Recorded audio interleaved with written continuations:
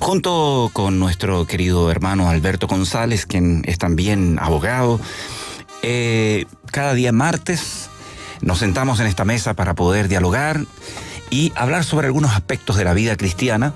Y el tema que nos convoca hasta ahora, cada martes, tiene que ver con el periodo juvenil de la vida. Así que queremos también invitarles a ustedes a participar, a sentarse con nosotros a través de nuestro WhatsApp, escribiéndonos si tienen preguntas o si tienen algún aporte. Nos pueden enviar esos aportes o esas consultas a nuestro número de WhatsApp. ¿Se lo doy de inmediato? Sí, más 569 78 48 30 06. Más 569 78 48 30 06. Y en el día de hoy hablaremos sobre cómo mantener la fe en Dios en este tiempo juvenil. ¿Por qué hay tanto éxodo en las iglesias en este periodo de la vida? ¿Qué hace que esos niños que algún día recibieron palabra de Dios emigren de la iglesia en la etapa juvenil? ¿Cómo revertir esa verdad y esa realidad? Pues es lo que hoy día vamos a estar conversando. Dice la Biblia en Eclesiastés capítulo 12, verso 1, acuérdate de tu Creador en los días de tu juventud, antes que vengan los días malos y lleguen a esos años de los cuales tú digas, ya no tengo en ellos contentamiento.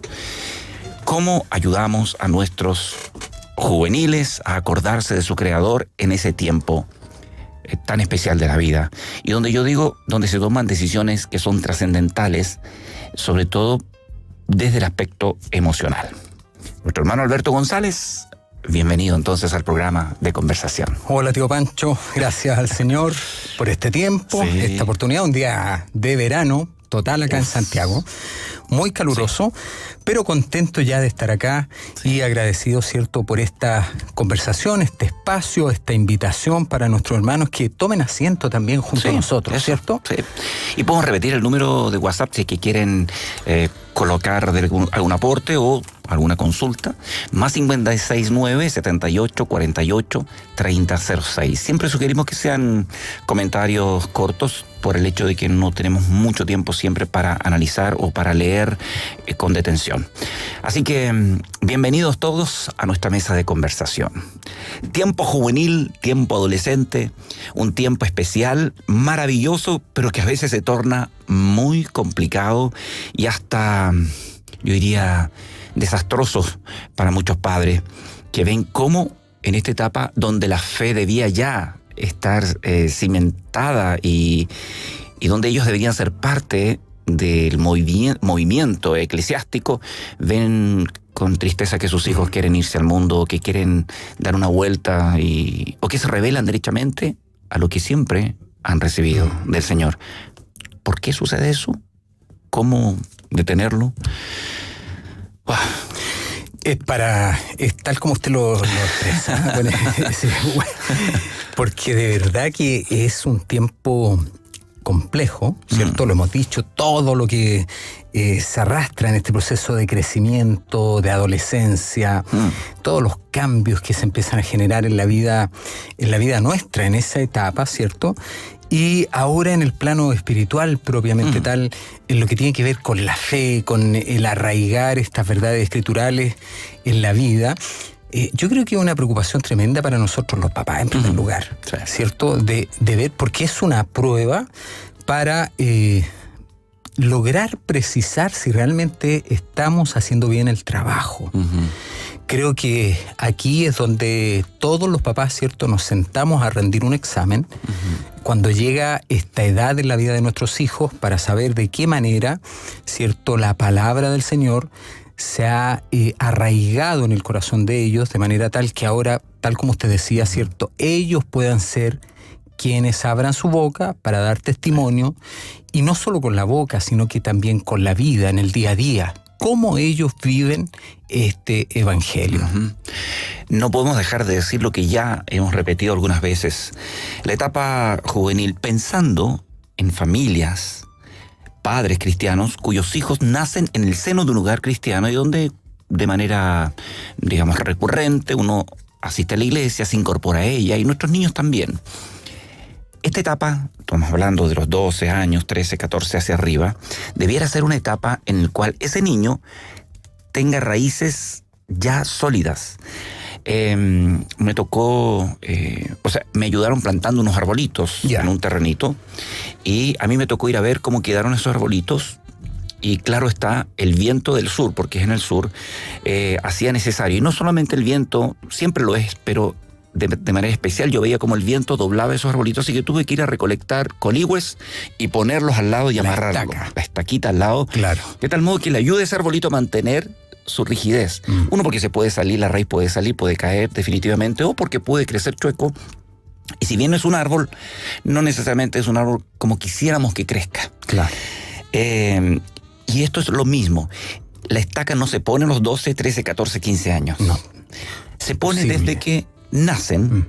Ya debe, y esa estaca, si le podemos dar un nombre, se llama papá y mamá. Si mamá está sola, mamá. Si son los abuelos que han tenido que criar por distintas razones, abuelo y abuela. Claro. Esa estaquita. ¿Y qué tenemos que esperar en la adolescencia? Que ya, si salen esas estacas, ese árbol no está chueco. Claro. Entonces, si está chueco es porque algo ha fallado en la estaca. Proverbios 22:6 lo dice. Instruye al niño en su caminar, y aun cuando fuere un viejito no se apartará o no se doblará de este camino. Entonces, tenemos que entender que no podemos esperar que esos chicos adolescentes estén firmes y no tenemos que andar detrás de ellos. Oye, vamos a la iglesia, hagamos esto, lo otro, pero lee tu Biblia ahora. Si no hemos sembrado y hemos estado a su lado como estacas para poder apuntalarle en su desarrollo. Es verdad eso. Fíjese que pensaba en el ejemplo que usted presenta.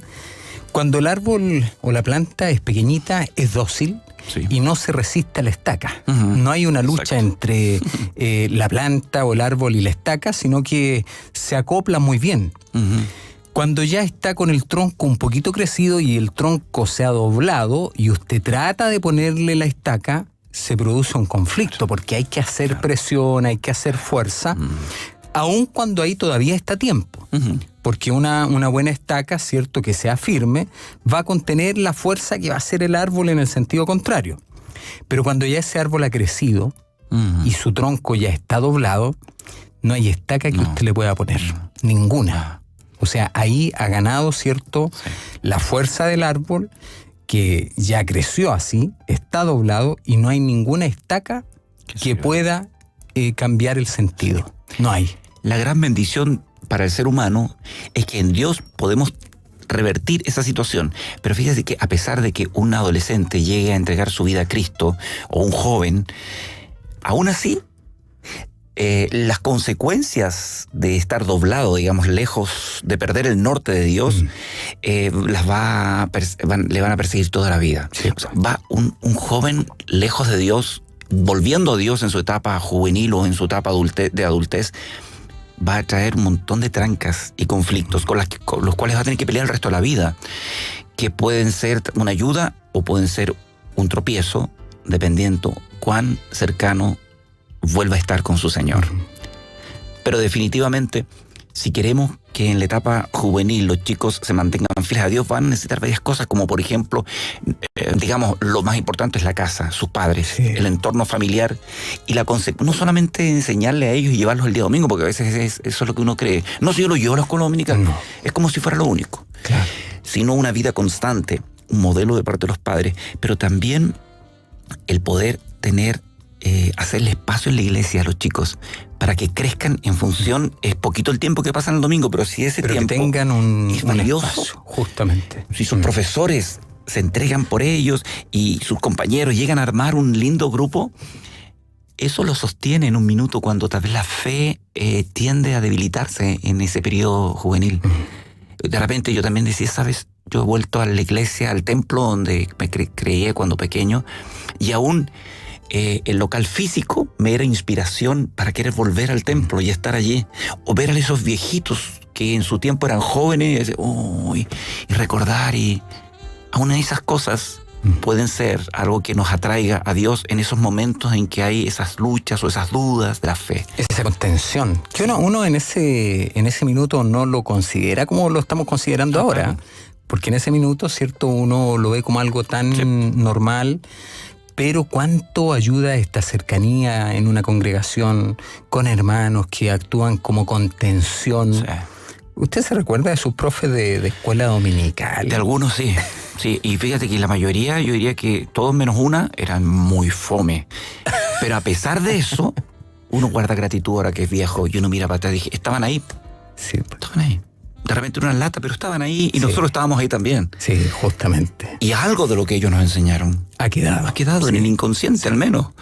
Entonces sí, por eso, por un lado, la casa debe ser muy fuerte en cuanto a la enseñanza y la vivencia cristiana, y por otro lado, procurar que el templo, la iglesia en su conjunto, esa iglesia local, haga un ambiente tan agradable que los niños y luego los adolescentes quieran estar allí. Disfruten el ir allá y no sea una lucha, no, una lata, no. Entonces, si nosotros como papás vemos que la iglesia no es un lugar atractivo, veamos qué podemos hacer para que eso lo sea. Y no estoy hablando de transformar el templo en un circo o en un espectáculo. No. Cosas básicas y simples, como el ser amables, como que el adulto incorpore a los adolescentes, por ejemplo, sugerencias que he dado a los hombres, cuando reúnen de varones, de vez en cuando inviten a los chicos, a los adolescentes juveniles, invítelos a una reunión en que conversarán y ellos les darán el consejo, como Pablo le decía a Tito, dirá a las mujeres de edad que les enseñen a las jóvenes cómo ser buenas mamás, esposas, y lo mismo le digo a las damas, cuando se junten las damas, de vez en cuando inviten a las chicas, conversen, denle consejo y coman algo rico. ¿Saben? Eso queda grabado, y no estoy hablando otra vez de espectáculos, no, de cosas simples como el amor, la atención, la preocupación de un adulto por un niño o un adolescente. Esas cosas pegan profundo. Y sabe más, tío Pancho, yo agregaría a esto algo que considero que es tremendamente relevante, que es el efecto de la palabra de nuestro Señor en la vida, ¿cierto?, de las personas.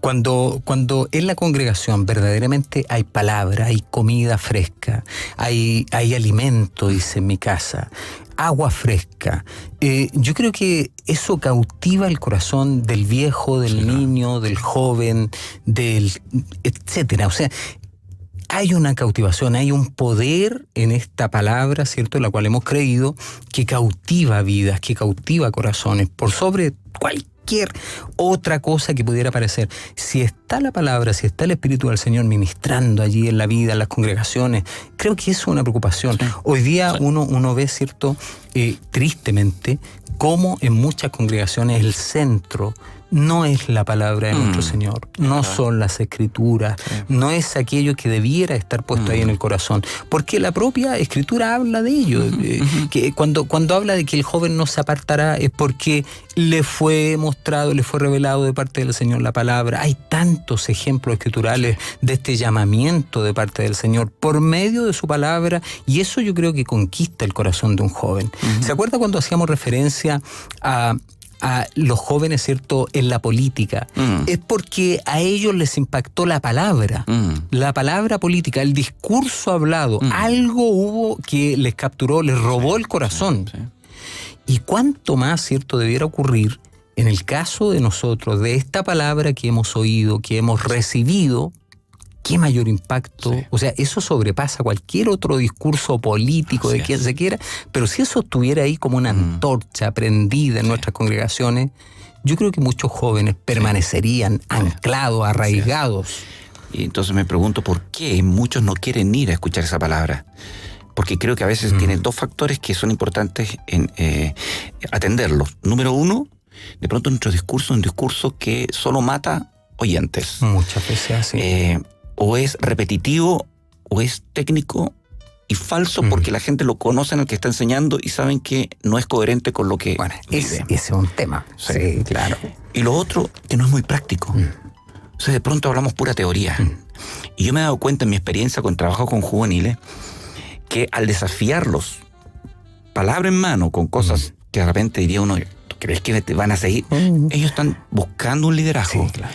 Por eso es tan importante que en la iglesia exista un liderazgo, un grupo de una persona, un matrimonio, un grupito que sea creíble y que enseñe la palabra tal como es, con, digamos, lo radical que es, pero al mismo tiempo lo maravilloso y agradable que es, y cómo transformar eso en algo práctico. El domingo estuve acompañando a un amigo pastor para instalarse en una iglesia y estuvimos en la escuela dominical. Nos hicieron pasar adelante, nos saludamos, Y mientras cantaban bienvenidos, tradicionalmente, ahí está la Iglesia Alianza en la cisterna, y empezaron a pasar personas, y los primeros que pasaron fueron adolescentes. Y me llamó la atención, a saludarnos así todo. Porque pasaban a saludar, eso no lo había visto, eso no es muy común en las iglesias. Nos sentamos y al rato después, al final, dieron la oportunidad, también dijeron cuántas visitas hay. Están las visitas. De nuevo, digámosle bienvenido. ¿Y quiénes pasaron a saludar espontáneamente? Los adolescentes.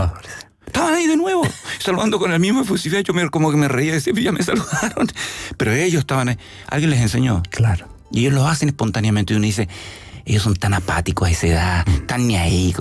Pero pueden estar ahí y no ser apáticos. Sí. Todo depende cómo nosotros les cautivamos el corazón y cómo los llevamos a ese que nos cautivó a nosotros finalmente y quien ha de transformar sus vidas, que es Jesucristo.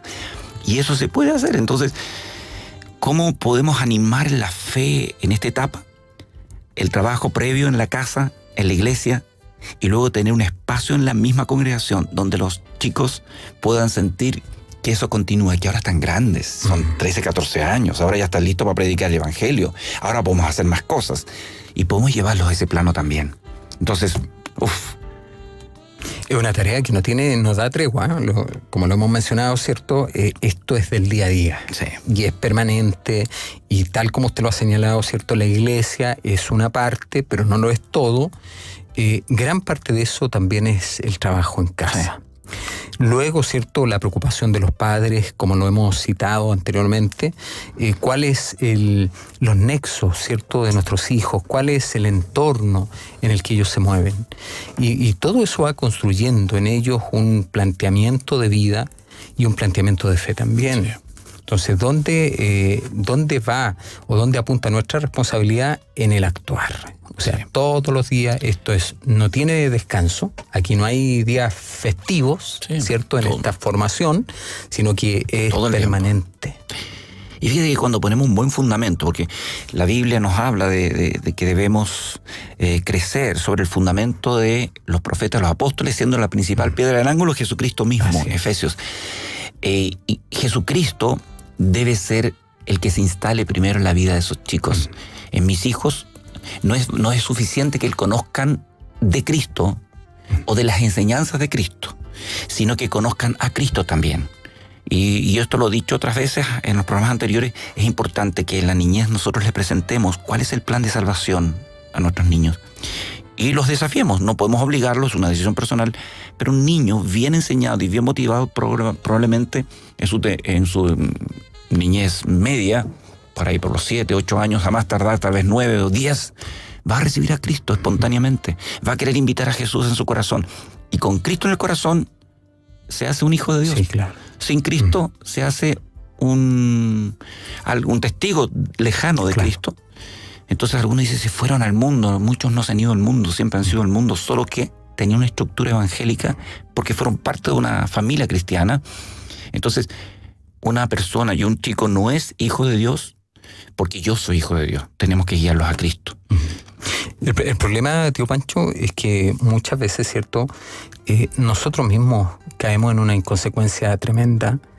Lo que se planteaba, ¿cierto? No hay correlación entre aquello que decimos, lo que predicamos, con lo que vivimos en nuestra casa. Y nuestros hijos, ¿cierto?, son los que están sentados allí en primera fila viendo, ¿cierto?, esta película donde nosotros mismos participamos con nuestra vida, y ellos son muy hábiles para lograr identificar que aquí hay inconsecuencias. O sea que por un lado, ¿cierto?, estamos predicando algo que ni siquiera nosotros mismos no vivimos.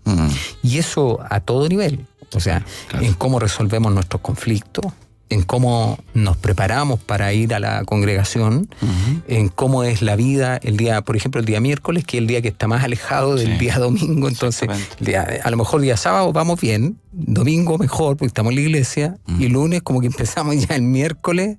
Entonces los hijos dicen, no es el mismo papá o mamá del día domingo. Claro. Tenemos que superar eso. Sí, un estilo de vida. Y mientras nosotros, los padres, los líderes, los modelos de nuestros hijos, no vivimos una vida, digamos, y como dice Deuteronomio capítulo 6, por ahí por el versículo 5, que debemos amar a Dios con todo el corazón, con todo el alma, con toda la fuerza, y eso se refleja en el día a día. Estamos pendientes de que todo lo que hagamos, sea de palabra o de hecho, lo hagamos para la gloria de Dios, y eso nos ayuda a ser buenos modelos. Y los chicos en la etapa juvenil a veces van a querer hacer algo malo. Van a querer torcer nuestra mano sabiendo que no deben hacerlo, nos echan la culpa a nosotros que somos malos y como que se desvían de Dios un poquito y empiezan a buscar cuáles son los errores de papá y mamá para mostrárselos y entonces justificar nuestro proceder mal. Claro. Porque nuestra naturaleza pecaminosa todavía ahí patalea, aún siendo hijos de Dios. Y a veces queremos hacer, o van a pillarnos en algo malo que hicimos, entonces el chico va a empezar a buscar justificaciones para ello y nos va a empezar a mostrar todo lo malo. Por eso debemos darle el mínimo de argumentos para que él nos diga que somos inconsecuentes con lo que decimos creer.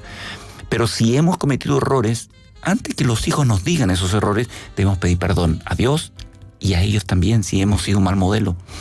Y mostrarles cómo se restaura una relación con Dios y con los demás cuando hemos pecado. Y ahí no hay argumento válido en nuestro contra. Justamente.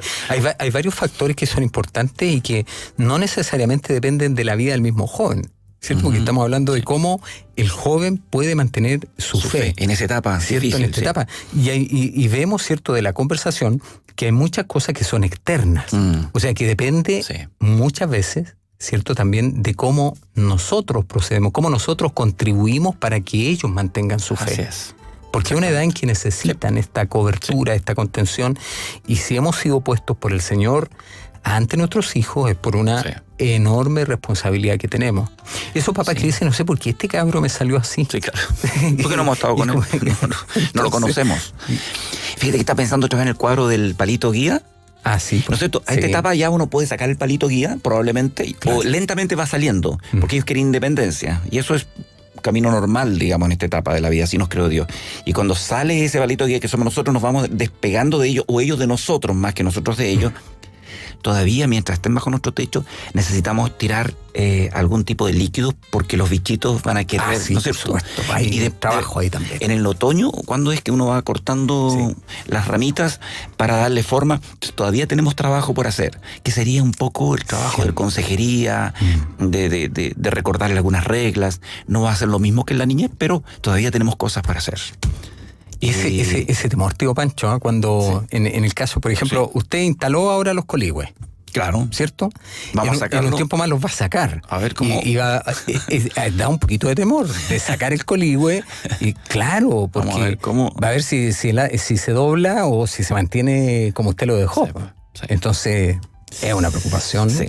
Y hoy nos convoca el tema de la etapa juvenil, esa etapa que va más o menos entre los 11, 12 años y hasta los 18 y tal vez un poquito más. Se habla de la segunda, o no, de la adolescencia extendida hoy día. Hasta como los 35 años, ¿no? Es como excesivo, ¿no? Sí.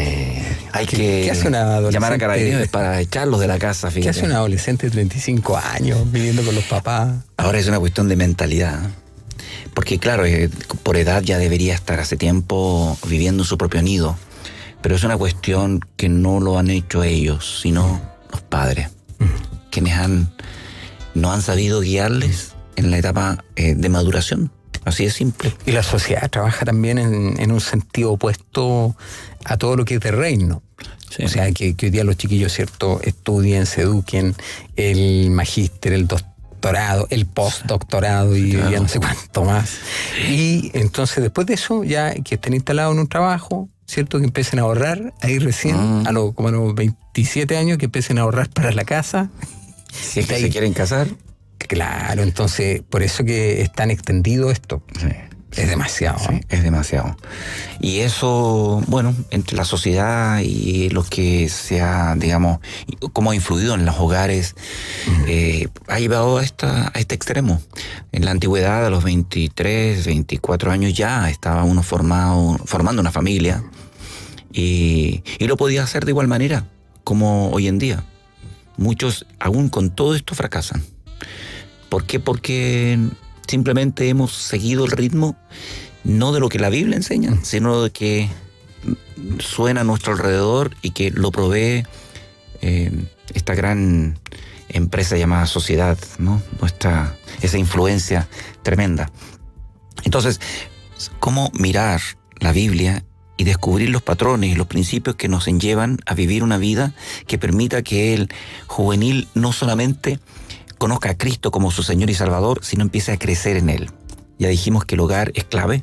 Luego la iglesia debe colaborar de una manera activa con programas de educación juvenil.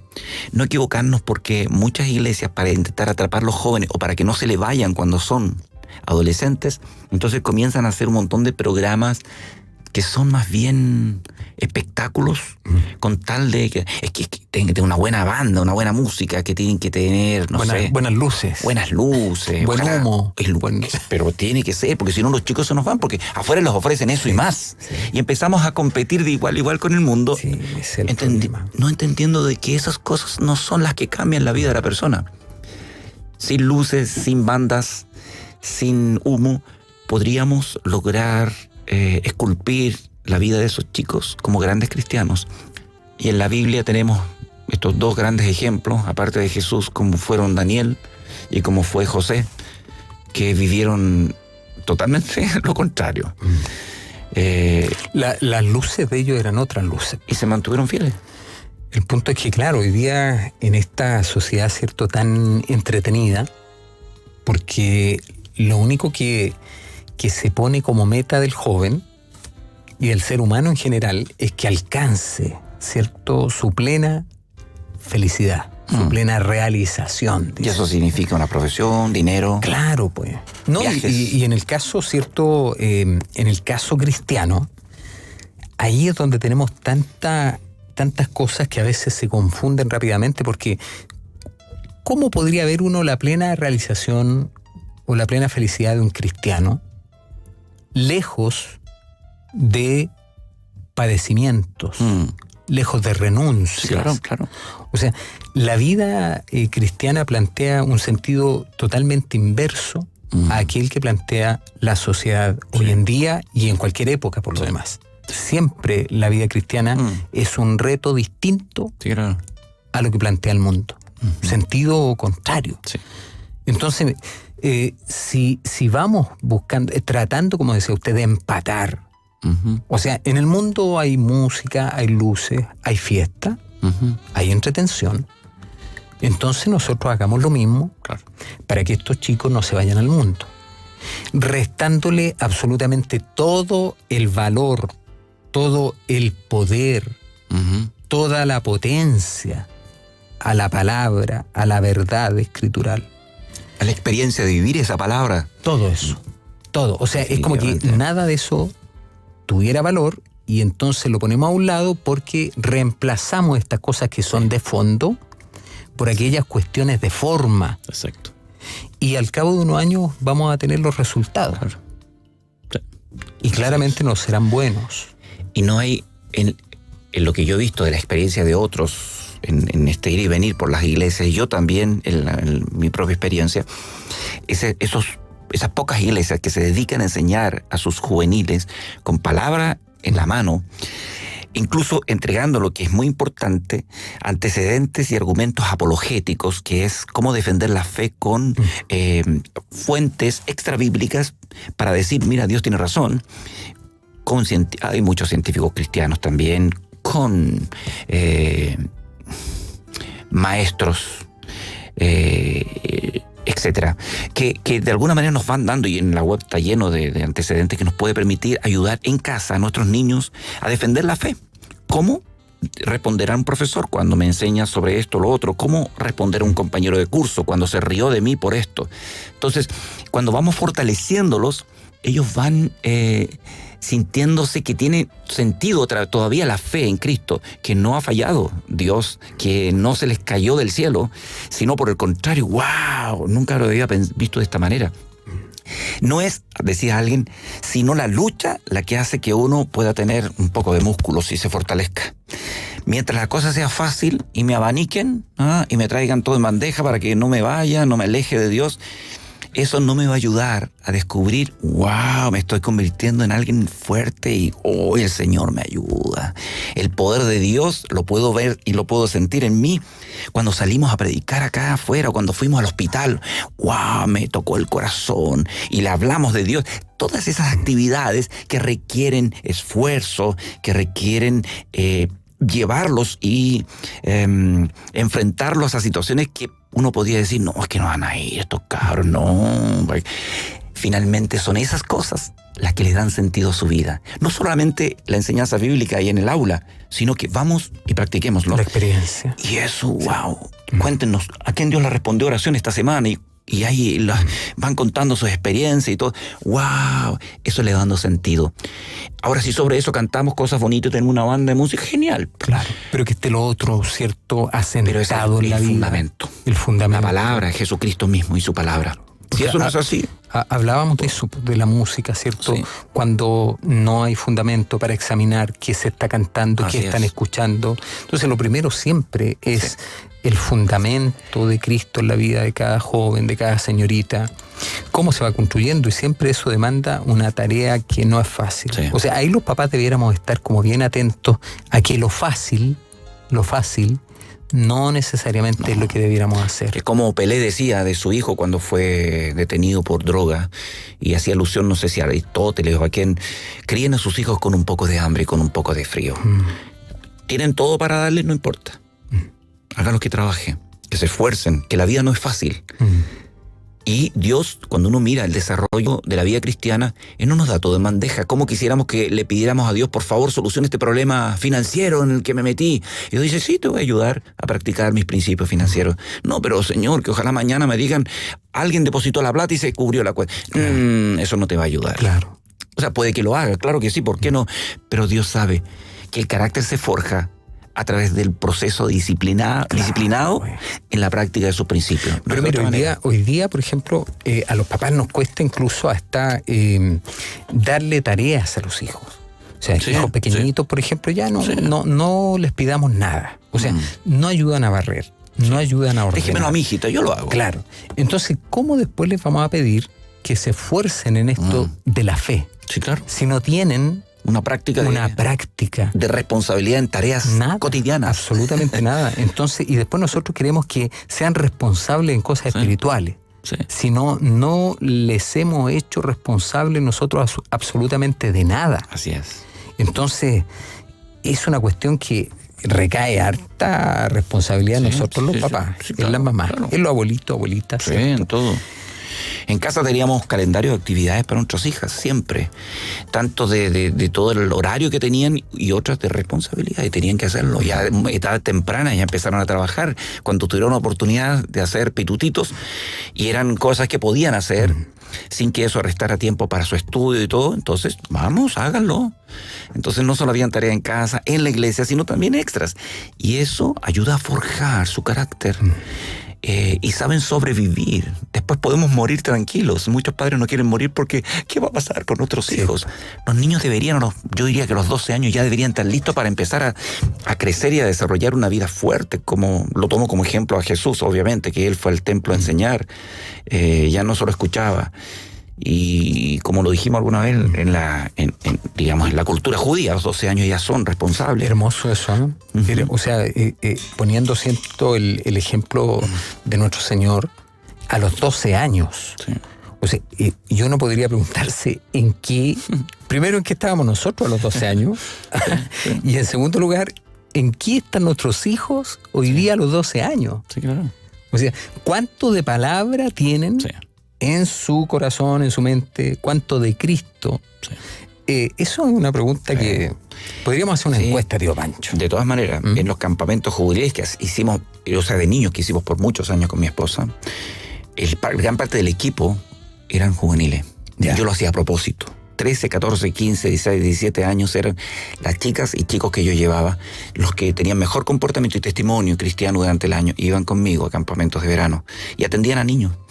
No eran gente grande, podía llevar adultos, pero solo llevaba algunos adultos para cosas, digamos, mayores como comida y que hacer traslados, pero eran ellos. Y la verdad es que la mayoría de ellos son chicos que son líderes, adultos ya, trabajando en sus iglesias. Es la confianza que le damos. Y eso se puede. Así que ánimo. Absolutamente. Han llegado algunos correitos, así que tenemos aquí Ha llegado carta, dice. Ha llegado carta. Qué bendición escucharlo, tío Panchito y equipo. Equipo, bien. Personalmente creo que los jóvenes buscan identidad y pertenencia. Y muchas iglesias somos incoherentes. Sí. Cristo, dice, debe ser vivido, no solo hablado. Evitemos dañar el corazón de nuestros hijos, además, con comentarios de la hermandad. La congregación debe ser el mejor lugar para estar. Mire, qué no sabemos quién lo envió, pero ¿Tal vez Carolina? Sí, Carolina. Muchas gracias. Maravillosa reflexión que viene a reforzar lo que hemos estado diciendo. Buenas tardes, mis hermanos de Radio Armonía. Bueno, les cuento, yo tengo 2 niños, en el cual son de una edad que están muy desobedientes, no quieren congregarse. 15 y 17 años, el niño 15, la niña 17, recién cumplido.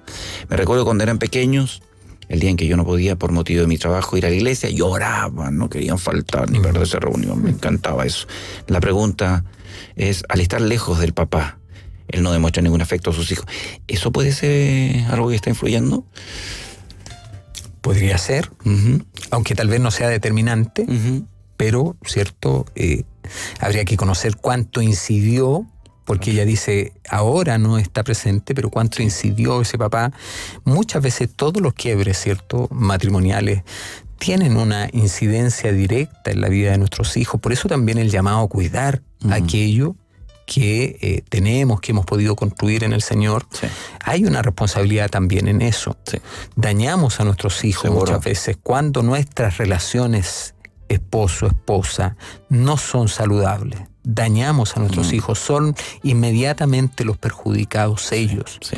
Y eso significa que tenemos que redoblar nuestro esfuerzo, sobre todo si somos quienes hemos quedado a cargo de los niños, redoblar el esfuerzo para que ellos sigan viendo al Señor como un verdadero padre, que nunca les deja por lo demás. Así es.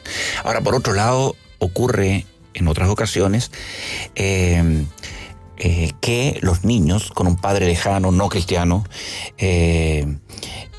lo que hace es encontrar justamente en la iglesia ese modelo varonil que ellos no tienen. Y se aferran a Dios y a la congregación. Entonces, puede ser algo que influya o puede que no. Porque ellos deberían ver la diferencia entre la mamá cristiana y el papá no cristiano. Por lo tanto, me quedo con el ejemplo de mi mamá y voy a seguir el camino de mi mamá, que es, entre otras cosas, ser parte de una congregación.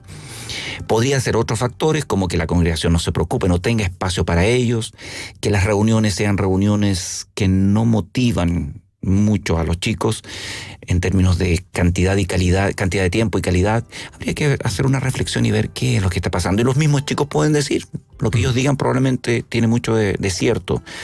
Y usted como mamá va a saber si le están mintiendo o no. Y sobre eso ver qué puede hacer. Interesante reflexión, ¿cierto? La de nuestros hermanos, hermanas que están compartiendo a través de la plataforma de WhatsApp. Buenas tardes, pastor. Dice, soy la hermana Esther. Mi consulta es qué hacer cuando los jóvenes se sienten que lo que se predica no es consecuente con los actos y se van. Pero se le dice que no miren al hombre, solo la palabra, hay que escucharla. Gracias, dice, por este programa. Claro, y eso se da mucho a nivel de la iglesia. Ahora, cada uno es responsable de lo suyo. Si fuera por eso, todos nos iríamos de la iglesia porque íbamos a descubrir más de una vez a alguien que no es consecuente con su palabra. Pero que eso afecte al adolescente que todavía está en un proceso de madurez en términos emocionales y también en su conciencia respecto a Dios, sí puede afectar mucho. Sobre todo cuando no es solo una persona, sino son varias personas que están diciendo una cosa en el púlpito y haciendo otra. Y no solo el predicador o el maestro, a veces son los músicos o alguna otra líder de jóvenes. Entonces, sí, eso puede afectar. Pero eso hay que cubrirlo. Y tal vez hay que ayudarle a buscar otra congregación o ver cómo enfrentar esta situación de una manera correcta, como la Biblia nos enseña, que no sea un escalón que nos lleve al precipicio, sino que nos haga crecer. Eso así, hoy día el resentimiento o esta sensación de incredulidad en la vida principalmente de los jóvenes, pero en todo el ámbito de cosas. Piense usted, por ejemplo, en la política, el desencanto. Sí, claro. Es justamente por esto que plantea nuestra hermana, por esta inconsecuencia.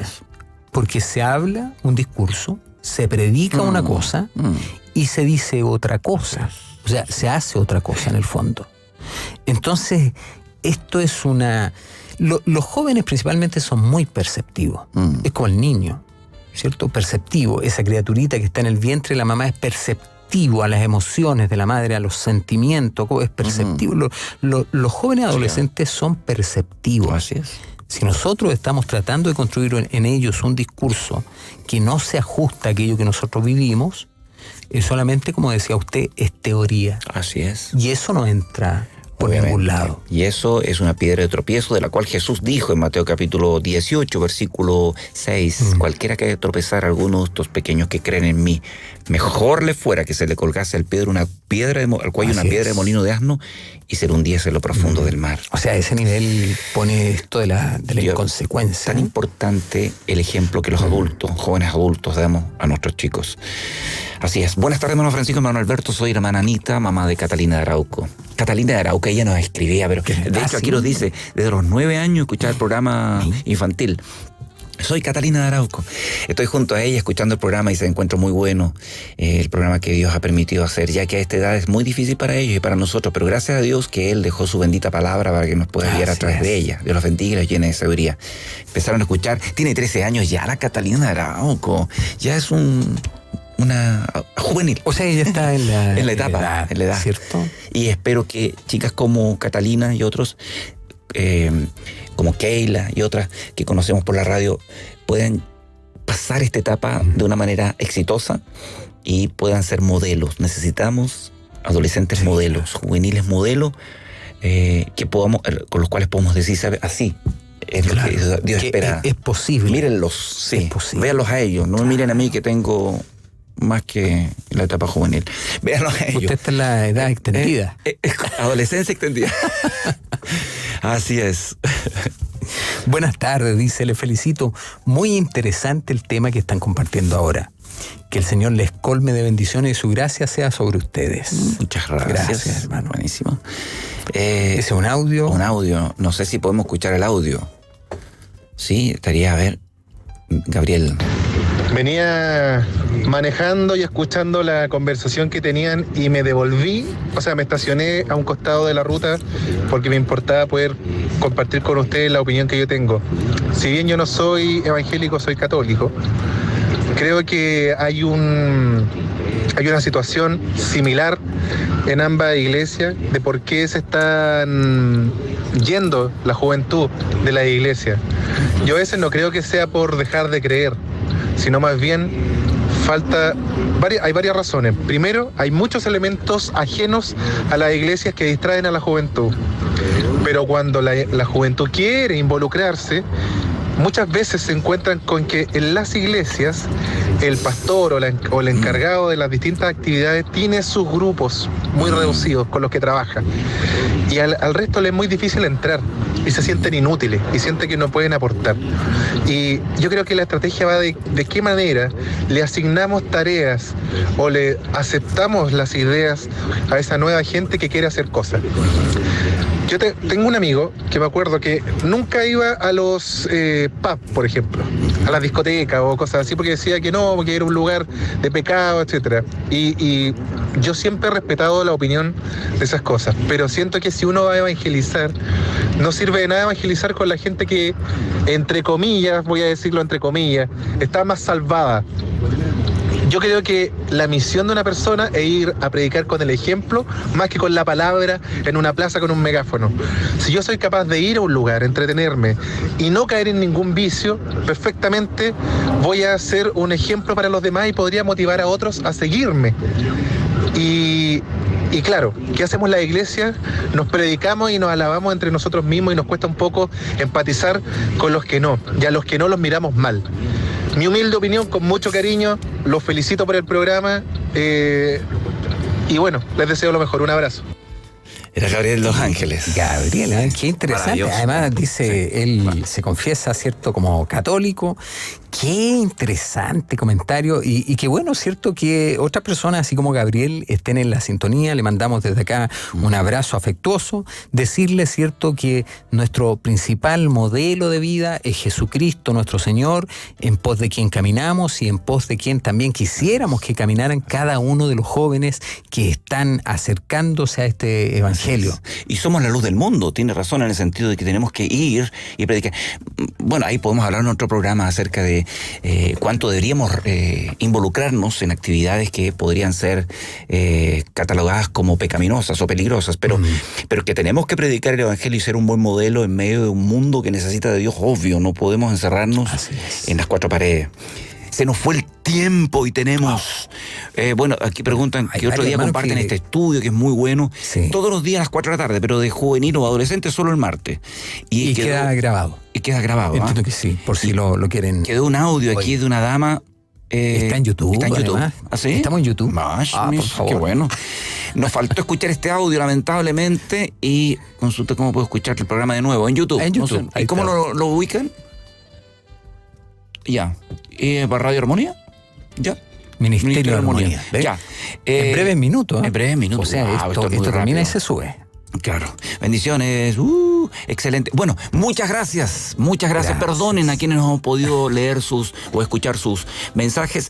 Ha sido un placer para nosotros estar con ustedes y los esperamos el próximo martes. En términos de este tema, el próximo martes a las 16 horas. Ahí seguimos. Gracias. Un abrazo. Bendiciones. Así es. Chao.